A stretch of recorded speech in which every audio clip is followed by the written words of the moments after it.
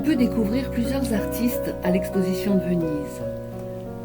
On a ici l'univers coloré de Chantal Thiérier-Véron.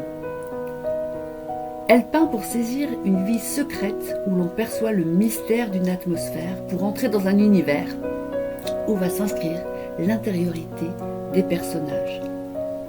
Elle travaille par touche et elle recherche les vibrations des couleurs, les relations entre elles, tout en ayant le souci de l'équilibre de la toile.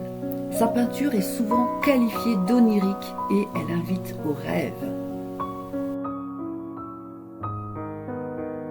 Ici, les œuvres inspirantes d'Éric Claude. C'est en 1976 qu'Éric Claude découvre les impressionnistes et les surréalistes, qui vont être sa source d'inspiration. C'est l'occasion de parler de l'association du Carnaval de Remiremont. Le président et le créateur de cette association, c'est Yves Chrétien, et c'est une personne passionnée du Carnaval de Venise. Il a créé le Carnaval de Remiremont, qui est le premier carnaval vénitien réalisé en France en 1996. Et aujourd'hui, c'est ce carnaval qui est le plus important carnaval vénitien du pays.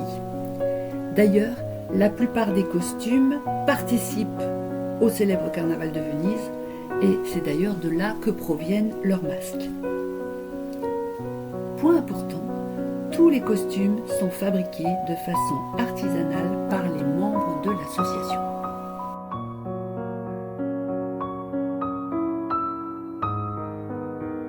Je vous propose ici de visualiser quelques photos pour voir ces costumes magnifiques.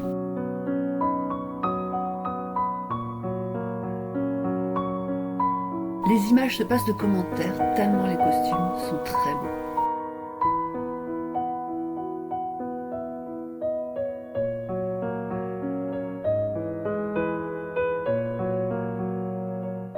Venise, où chaque pierre murmure l'histoire et chaque canal reflète l'âme du temps, est une ville suspendue entre rêve et réalité, où l'eau et le ciel semblent se confondre dans une danse éternelle.